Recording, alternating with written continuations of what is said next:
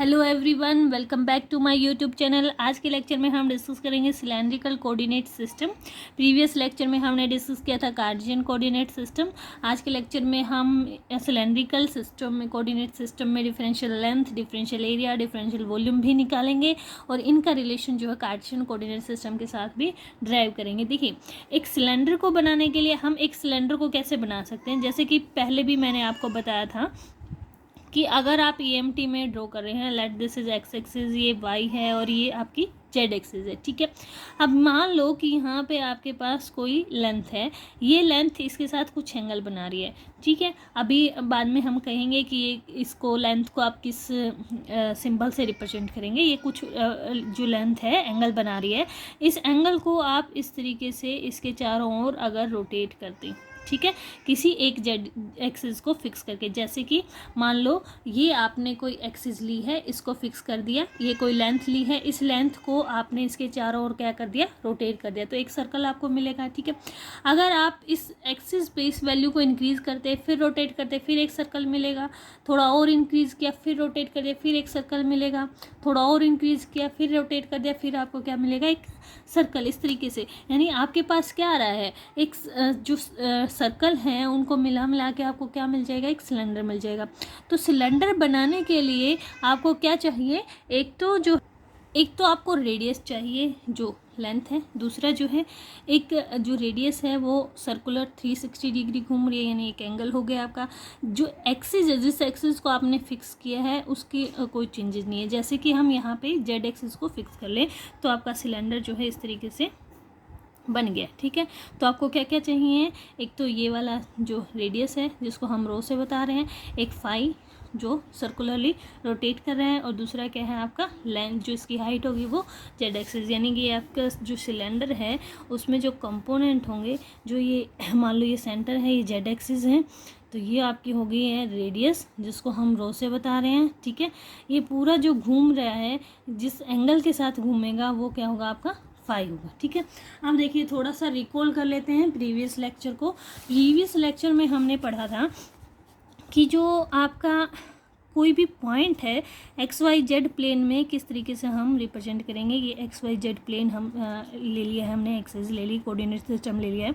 यहाँ पे हमारा कोई P पॉइंट है, इसको हम कह रहे हैं X, Y और Z, ठीक है। इस तरीके से हमने रिप्रेजेंट कर दिया, ठीक है। अब इसकी प्रोजेक्शन जो है वो इस प्लेन में कैसे आएगी, यहाँ पे आएगी, ये कोई P' पॉइंट होगा, ठीक है। यहाँ पे इसके कोऑर्डिनेट क्या होंगे, सिर्फ X और Y होंगे, Z क्यों नहीं होगा, क्योंकि ये XY प्लेन में है जहाँ पे Z की वैल्यू क्या है, 0। तो ये कुछ डिस्टेंस पे होगा यहाँ से, और वो डिस्टेंस हमने कह दिया कि वो रो डिस्टेंस पे, ठीक है। ये जो है X एक्सिस के साथ कितना एंगल बना रहा है, फाई एंगल बना रहा है, ठीक है। अभी जो मैंने एक्सप्लेन किया है कि ये इस तरीके से रोटेट करेगा तो पूरा सर्कल ड्रॉ करेगा। इस तरीके से जेड में आप बढ़ते हुए सर्कल ड्रॉ करोगे तो आपका पूरा क्या बन जाएगा, सिलेंडर बन जाएगा, ठीक है। अब यहाँ पे आप रिलेट कीजिए कि यहाँ पे अलोंग एक्स एक्सिस, देखिए हमें पता है कि दो वेक्टर के बीच में अगर फाई एंगल होता है तो अलोंग एक्स एक्सिस उसका कंपोनेंट कितना चला जाता है, कोस ऑफ फाई। जैसे कि अगर मैं यहाँ पे ड्रॉ करूँ इस XY प्लेन को, तो आप कैसे ड्रॉ कर सकते हैं, ये हमने ली है एक्स एक्सिस, ये ली है वाई एक्सिस, ठीक है। ये वाला जो पॉइंट है P' XY जो रिप्रेजेंट कर रहा है, ये एक्स एक्सिस के साथ कितना एंगल बना रहा है, फाई बना रहा है, ठीक है। ये जो लेंथ आपने बताई है वो किससे डिनोट की है, रो से डिनोट की है। तो यहाँ से देखिए, इस डायग्राम से जो ये वाली लेंथ होगी यहाँ पे, दिस वन, चाहे आप परपेंडिकुलर बाय हाइपोटेन्यूज या बेस बाय हाइपोटेन्यूज करके कर लें या डायरेक्ट कर लें, तो इसका जो लेंथ का कंपोनेंट इस डायरेक्शन में कितना जाएगा, इसको x कह दीजिए और इसको कह दीजिए y। तो x यहाँ से डायग्राम से क्या आ जाएगा आपके पास, रो कोस ऑफ y आ जाएगा, ठीक है। y यहाँ से क्या आ जाएगा, रो साइन ऑफ फाई आ जाएगा। दो रिलेशन हमें मिल गई है, ठीक है। x और y क्या है, कार्टेशियन कोऑर्डिनेट में है, रो और फाई क्या है, सिलेंड्रिकल कोऑर्डिनेट सिस्टम में है, ठीक है। यहाँ से रो निकालना है मान लो आपको, तो क्या करोगे, ये हमारी फर्स्ट इक्वेशन है, ये हमारी सेकंड इक्वेशन है, स्केयरिंग फर्स्ट एंड एडिंग, ठीक है, squaring first and second adding. तो करो इस दोनों इक्वेशन का, इक्वेशन फर्स्ट को और इक्वेशन सेकंड को जो है स्केयर कर दो और ऐड कर दो, क्या आ जाएगा, x² + y² = rho square cos square phi plus rho square sine square phi. ठीक है, यहाँ से क्या आ गया, rho square cos square plus sine square क्या होता है, cos square phi plus sine square phi, ये टर्म 1 देती है। तो हम कह सकते हैं rho square is equal to क्या आ गया, x square plus y square, या फिर आप कह सकते हैं this row is equal to √ x square plus y square. Rho की वैल्यू आ गई, rho is cylindrical, x and y are Cartesian. Similar manner में आपको फाई निकालना है, मान लो तो दोनों को डिवाइड कर दो, इक्वेशन 2 डिवाइडेड बाई इक्वेशन 1 करें तो क्या आ जाएगा, rho sine of phi divided by rho cosine of phi, और इधर से क्या आ जाएगा, वाई ओवर एक्स आ जाएगा। ठीक है, तो यहाँ से क्या आ गया, रो से रो कैंसिल आ गया, tangent of phi is equal to y over x. तो हम लिख सकते हैं this imply phi is equal to tangent inverse y over x आ गया। ठीक है, ये एक रिलेशन आ गई है। ये आपका क्या है, सिलेंड्रिकल है, ये क्या है, दोनों कार्टेशियन है। जेड तो क्या रहेगा, जेड पहले भी जेड एक्सिस ही थी, अभी भी जेड है, तो जेड जो है वो जेड ही रहने वाला है। तो तीसरी रिलेशन क्या है, जेड, इसमें जेड ही रहेगा। तो आपके पास रिलेशन आ गई, X is rho cos of phi, Y is rho sine of phi and Z is Z. ये तो आगे आपके पास रिलेशन कार्टेशियन में या फिर सिलेंड्रिकल कोऑर्डिनेट में।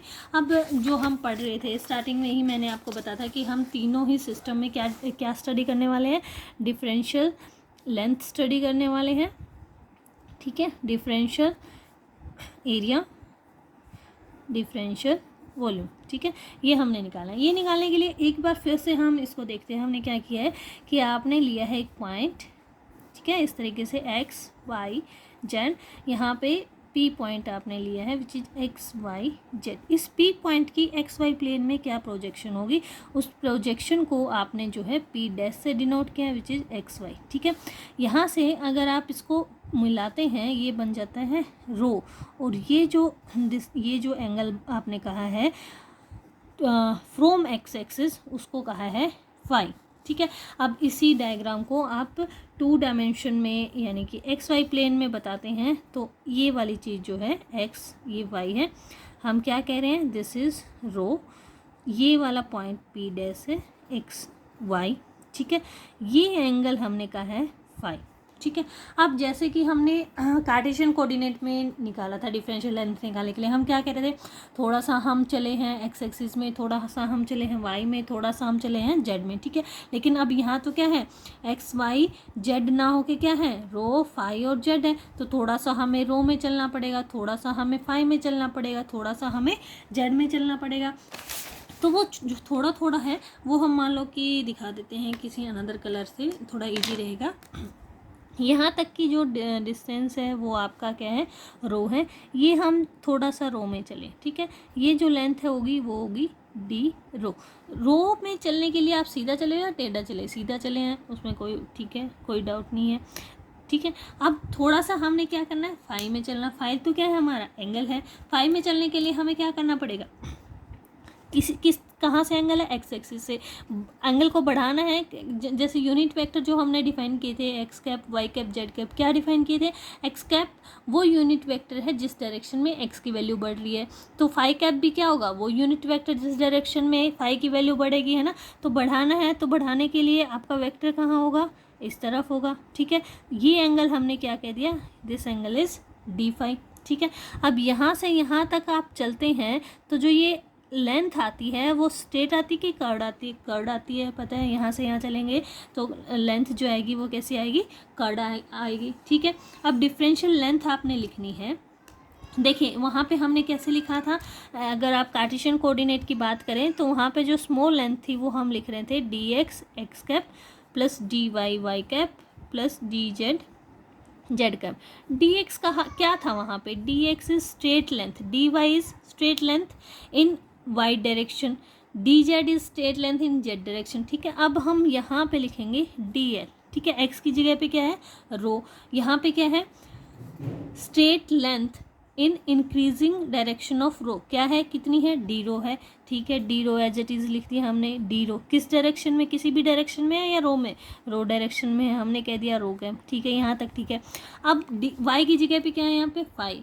फाई की जो डायरेक्शन है, इनकी डायरेक्शन वो कितनी है, डी फाई ना होके कितना इंक्रीज़ किया, इतना लेंथ इंक्रीज़ किया, लेकिन ये तो स्ट्रेट नहीं है, स्ट्रेट नहीं है, कर्ड है, तो कितना आर्क किया है। हमें पता होता है कि जो एंगल होता है इस केस में, एंगल को आप क्या लिखते हैं, आर्क बाय रेडियस, ऐसे लिखते हैं, ठीक है। अब यहाँ पे देखिए जो आर्क है वो कितनी है, दो तरीके से निकाल सकते हैं इसको। मैं अगर अलग से सोल्व करूँ, यहाँ पे देखिए ये विजिबल होगा आपको, यहाँ पे आर्क बाय रेडियस, तो यहाँ से एंगल कितना है, d5 है, d5 एंगल है, इज इक्वल टू आर्क कितनी है वो तो हमने निकालनी है, हमें नहीं पता कितनी है, बाय रेडियस, रेडियस कितनी है, दो तरीके से ले सकते हैं। यहाँ तक लोगे तो रो ले सकते हैं, मान लो रो ले लिया तो कितनी आ जाएगी, जो लेंथ आएगी वो कितनी आ जाएगी, रो d5, ठीक है, कर्ड लेंथ है। मान लो आप यहाँ तक लेते हैं तो यहाँ तक लोगे तो आपके पास एंगल d5 ही रहेगा, आर्क ओवर रेडियस क्या होगी, रो प्लस डी रो, ऐसे कर सकते हैं आप, ठीक है। इसको उधर मल्टीप्लाई कर दीजिए, d5 rho plus D rho is equal to क्या आ गया, आर्क आ गया, ठीक है, आर्क आ गया। अंदर मल्टीप्लाई करो, रो d5 प्लस d5 डी रो, ये तो बहुत स्मॉल क्वांटिटी है, तो इसको दोनों को, ये स्मॉल दोनों को मल्टीप्लाई कर, वो ज़्यादा स्मॉल हो रही है, तो इसको हम क्या कर सकते हैं, नेग्लेक्ट कर सकते हैं। अगेन आर्क क्या आ रही है आपकी, रो d5 आ रही है, तो हम यहाँ पे कौन सी लेंथ लिखेंगे, जो आपकी सर्कुलर लेंथ आई है वो यहाँ पे लिखेंगे, वो कितनी आ जाएगी, रो d5, और किसी डायरेक्शन में है, वो कौन सी डायरेक्शन में निकली जरूर, फाइव की डायरेक्शन में, तो यहाँ पे क्या लिखेंगे, फाइव कैप, जेड तो क्या है, जेड ही है, तो डी जेड कैप, तो ये आ गया आपकी डिफरेंशियल लेंथ। और अगर आपको लिखना है डिफरेंशियल लेंथ अलोंग रो डायरेक्शन तो आप लिखोगे डी रो cap. Again differential length along five direction लिखनी है तो आप लिखोगे दिस रो d5 कैप ही लिखोगे। Differential length along Z direction तो आप लिखोगे डी जेड कैप, ठीक है, इस तरीके से लिख सकते हैं। अब एरिया लिखना है, उसमें हमने क्या किया था, एरिया लिखा था, मान लो कि आपको लिखना था area vector along x axis, तो आप क्या करते थे, डी वाई किया, डी जेड किया और एक्स की डायरेक्शन में लिख दिया, यानी कि वाई में जो लेंथ है, जेड में जो लेंथ है, दोनों को मल्टीप्लाई किया और जो जिस डायरेक्शन में एरिया निकाल रहे हैं वो लिख दिया है। तो यहाँ भी ऐसे ही करना है अपने, बस लेंथ का ध्यान रखना है कि आपके पास लेंथ क्या है, लेंथ स्ट्रेट ना हो के एक लेंथ क्या है आपकी, कर्ड लेंथ है, तो बस सिंपल सा वो ध्यान रख लेना और बाकी हो जाता है। तो एरिया वेक्टर अलोंग रो क्या लिखोगे, area vector along rho D रो, सॉरी अलोंग रो ही निकाल लेना, तो बाकी दो को मल्टीप्लाई कर देंगे, ये आ जाएगा रो d5 और डी जेड, किस डायरेक्शन में होगा, रो कैप में डायरेक्शन में होगा, रो में देख रहे हैं तो ठीक है। Again area vector along five cap, तो बाकी जो दो बचे हुए उनको मल्टीप्लाई कर दो, डी रो डी जेड किस डायरेक्शन में होगा, फाइव कैप डायरेक्शन में होगा। एरिया वेक्टर अलोंग जेड वो कितना होगा, बाकी दो बचे हुए which is row and d5, ये किस डायरेक्शन में होगा, जेड कैप डायरेक्शन में। इस तरीके से आप एरिया वेक्टर भी लिख सकते हैं। वॉल्यूम के लिए क्या करना होगा, वॉल्यूम के लिए इन तीनों को मल्टीप्लाई करना होगा, तो डी भी लिखिए क्या आ जाएगा, तीनों लेंथ को मल्टीप्लाई कर दीजिए, क्या आ जाएगा आपके पास, रो d5 और डी जेड। तो इस तरीके से सिलेंड्रिकल कार्टेशियन कोऑर्डिनेट में आप वॉल्यूम भी लिख सकते हैं। आप देखिए रिलेशन निकालते हैं यूनिट वेक्टर में, कि यूनिट वेक्टर में जो है relation in case of Cartesian coordinate system कैसे आएगा। उसके लिए आप इस डायग्राम को एक बार फिर से देखिए, इस डायग्राम को आप मॉडिफाई कर सकते हैं इस तरीके से, जैसे कि मान लो ये, हाँ यहाँ पे करते हैं, ये आपका अलोंग एक्स वाई और जेड, ठीक है। अब यहाँ पे आपका पॉइंट जो था वो पी था, ये हमने यहाँ पे दिखा दिया है। मान लो हम टू डायमेंशन की ये दिखा रखा है सेम, तो एक्स वाई की आप बात करो, इसको छोड़ दो, ठीक है, दिस इज़ एक्स और दिस इज़ वाई एक्स, ठीक है।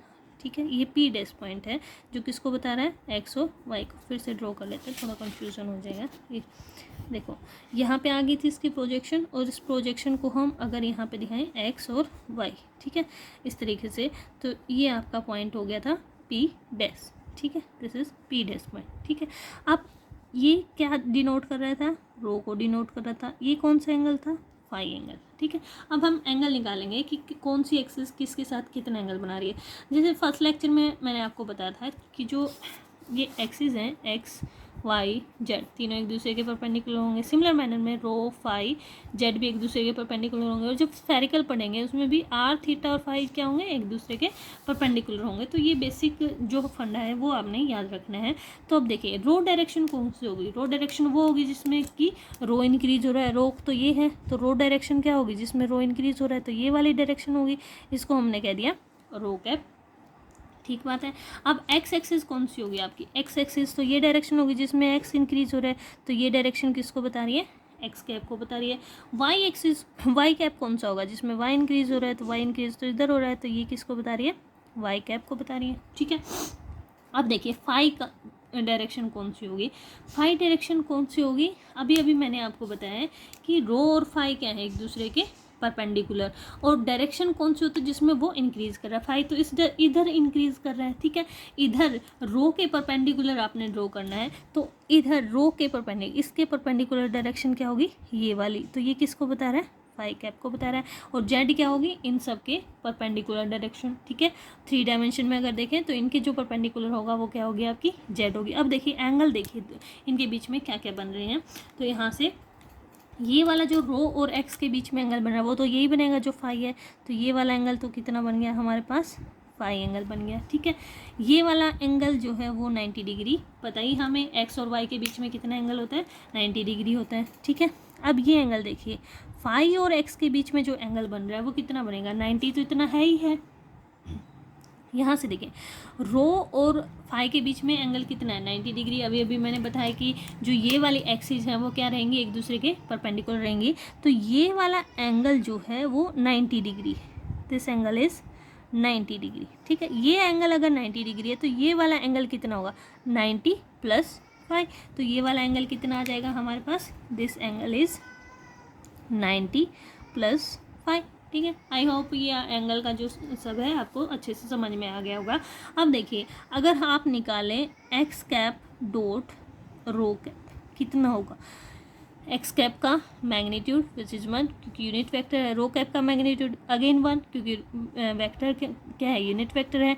कोस ऑफ एंगल बिटवीन देम, अब एक्स और रो में कितना एंगल है, ये रो है डायरेक्शन है, ये एक्स डायरेक्शन और एंगल क्या है, फाई। तो कोस ऑफ फाई हम लिख देंगे, कोस ऑफ फाई आ गया। ठीक है।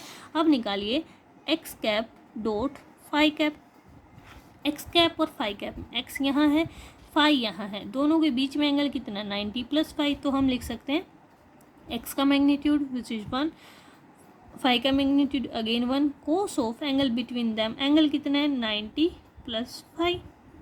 सोल्व करो इसको, तो X cap dot phi cap कितना आ जाएगा, 90 + 5 कितनी वैल्यू देता है, -sin5, तो ये आ जाएगा -sin5। ठीक है। अब देखिए निकालना है आपने Y cap dot rho cap, वो कितना आ जाएगा, वाई और रो इनके बीच में एंगल कितना है, देखिए कंप्लीट एंगल 90 है, ये एंगल फाई है, तो बचा हुआ एंगल कितना बच गया, 90 - 5।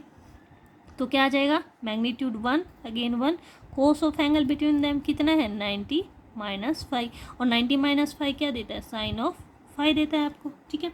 अब बचा आपके पास वाई कैप में और फाई कैप में, वाई में और फाई में ये वाला एंगल कितना है, ये वाला एंगल निकाल लीजिए कितना है, टोटल एंगल है आपका, दिस टोटल एंगल इज 90 + 5। ठीक है। अब यहाँ पे एक्स और वाई के बीच में एंगल कितना है, 90 डिग्री है। देखिए ये एंगल 90 डिग्री, टोटल 90 + 5, तो ये कितना बच जाएगा, 5 बच जाएगा ना। ये 90 डिग्री एक्स और वाई में एंगल है। ठीक है। टोटल एंगल हमने लिखा है 90 + 5 है, तो ये कितना बच गया, 5 बच गया। तो 5 एंगल है दोनों के बीच में, तो हम क्या लिखेंगे, 1 1 डॉट प्रोडक्ट, दोनों का मैग्नीट्यूड 1 1 है। कोस ऑफ एंगल कितना है, 5 है, तो कोस ऑफ 5। ठीक है। अब इसको एक टैबुलर फॉर्म में हम लिख लेते हैं, ये जो रिजल्ट हमने यहाँ पे लिखा है, यहाँ पे मान लो हमने लिख दिए Cartesian coordinate X cap Y cap Z cap, और यहाँ पे लिख दिए सिलेंड्रिकल कोऑर्डिनेट सिस्टम के according rho cap again phi cap and Z cap. ठीक है।